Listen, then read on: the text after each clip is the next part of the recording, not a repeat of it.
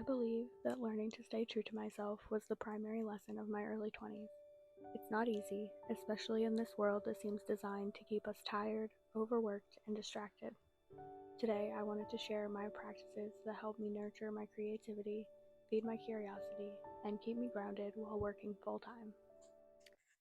Hello. I wanted to set the vibe. More on that later. Over the last year, I've really gotten to know myself better than I ever have. It took 26 years on this earth, but I am finally at a place where I feel that I don't want to live my life for anyone else. I know myself. I know what I love. I know who I am, and I want to let that girl live on the surface as much as I can.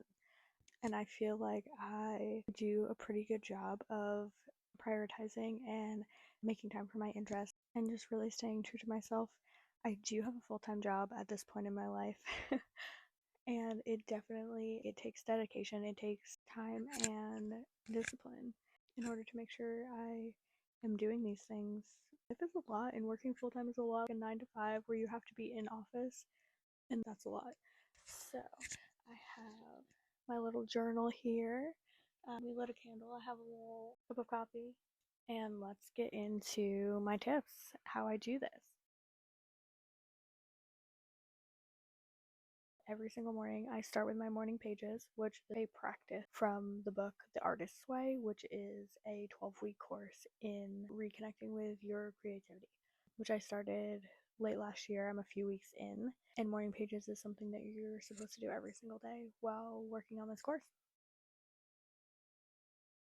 Basically, you write 3 pages about anything as soon as you wake up. This practice has helped me be a lot more present with my thoughts, especially those sort of thoughts that come in between stage between your dreams and reality early in the morning. So I just write down literally whatever I'm thinking about, whatever is coming up for me, and just really make sure that I'm staying present with my thoughts. The next thing that I do every single morning is I meditate. Currently, I'm using the Headspace app. Most days, I meditate using a guided meditation for about 10 to 15 minutes. This kind of goes along with cultivating presence, making sure that I am not letting my thoughts get the best of me, practicing grounding, practicing being in my body, practicing letting thoughts come and go and not getting too caught up in anything that's happening in here. These two practices, morning pages and then meditation, kind of work in tandem to create this moment where I can listen so deeply to my inner reality, learn what's working for me and what I want to change, and tune into all of my thoughts and feelings. And then just release any judgment, return to the present moment, and ground back into this physical plane.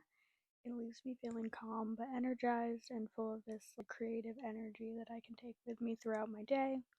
I feel like I'm at home in my own body and mind, which is something that I've struggled with throughout my life. I really feel like the past few months of doing these practices consistently has brought me so much closer to myself. The next thing that is really important as part of my morning routine is when I am showering, getting dressed, doing my hair, doing my makeup. I really try to focus on making that time that I spend taking care of myself and not time that I'm getting ready for work. Because I don't want to get ready for work. I don't want work spilling into my time with myself and my free time. So that is time for myself. That is not getting ready for work. That is me spending time with myself, taking care of myself, getting myself ready for my day. So, morning routine is thing number 1. Thing number 2, I prioritize learning and creativity throughout the week. I read every single day. If you don't have a reading practice, you need to. I think that reading should be a non-negotiable. You need to be reading fiction and nonfiction. I actually listen to a lot of my nonfiction on audiobook because that's just what works well in my brain. And then most of my fiction I read on hard copy, physical books. I also watch documentaries. I try to be really mindful about the content that I'm consuming. And when I'm watching a documentary, when I'm watching a YouTube video, when I'm listening to an audiobook, I make sure that I am actually paying attention, being present. I'm not scrolling on my phone. I'm writing down things that interest me, taking notes. That all goes in this journal. I spend so much time, so many of these pages in here are notes. They're like my thoughts from the media that I consume, which is really cool to be able to look back on. And it also just helps me make sure that I am being an active listener. I also am prioritizing creativity. So for me, that's writing, painting, collaging, cooking is another creative practice. And then I also want to get back into playing the piano this year, something I started to learn last year but did not prioritize. You need to figure out what your interests are, what your creative outlets are, and you need to prioritize them throughout the week. Figure out when you can fit that in, whether it's you do the same thing for 15 minutes every day after work, or you set aside a few hours on Saturday morning. You need to be learning, you need to be creating. Those are non negotiables of the human experience, in my opinion. Thing number 3 is getting outside, staying active, moving your body. Connecting with nature is so important to me. Moving my body is so important to my well being. The way that I make sure that I'm doing this every single day is I walk to work every day. It takes me about 15 or 20 minutes each way, so that guarantees that I start my day and end my work day with just a present moment with myself outside in nature, moving my body. The other things that I do on the weekends, we do a lot of hiking. My partner is really into disc golf. I am not into disc golf, but I am into playing in the woods, so I will go with him and just mess around in the woods, fucking climb trees, run around, play with my dog. I also love to dance, just throw on some music, get in your body. Sometimes you just need to shake some ass. I also often do yoga in the evenings at home. In the warmer months, we do a lot of camping. I love camping. I cannot wait for camping season. Every few weeks, we just pack up, go somewhere, spend the weekend in a tent. Really just like unplugging, connecting with nature. I cannot wait for spring for that reason.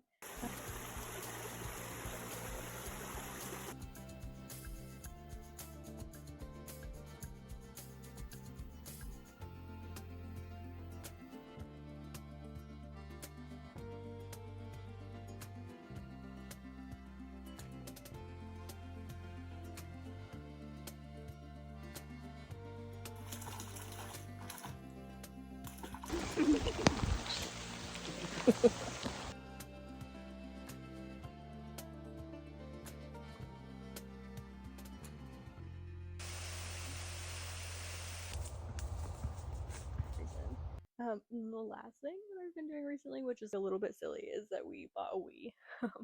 So I've been playing Just Dance, and sometimes we play Wii Sports together. So it's fun. It's a little bit of screen time, but you're still being present with yourself. You're still moving your body, and it's really fun to play together as well. And then the last thing is cultivating presence wherever I can. Any moment that I can, I'm gonna set the vibe. I'm gonna light some incense, I'm gonna light a candle, I'm gonna turn on some music, have a cup of tea. You just connect with your senses, make mundane moments special. That can be doing dishes, can be special, cleaning, cooking, all of these things. Turn it into a moment, because that is a moment. It's time that you're spending, so why are you not spending? Why are you not making it special? Sometimes I even, if I want to scroll TikTok, I'm going to turn that into a moment. I'm going to make a cup of tea, I'm going to light a candle, set a timer so that I don't get sucked in too far, and then have my TikTok time. I'll even keep my journal out so that I can write down anything that I felt inspired by. Overall, I think just being intentional about spending your time, about how you're spending your time, is so important. You need to figure out what's important to you, figure out what your interests are, what you like to learn about, what you do want to do for moving your body and for your creative practices, and then figure out how you're going to do them every single week. Otherwise, your life is just going to pass you by. You're going to work, you're going to come home and stare at your phone for 3 hours, heat something up for dinner, and then go to bed and do it all over again. That's not how I want to spend my life, and I bet it's not how you want to spend yours. So you need to figure out what your priorities are and how you're going to prioritize them. If you have any more tips, please leave them in the comments, because this is one of my favorite things to talk about. And if you want to hear and see more of my life, I will be talking more about what I'm reading, what I'm learning, and we will have camping vlogs coming this summer, which I'm so excited about. So if you're interested in that, please subscribe, follow along, and I will see you in another video. Bye, love you.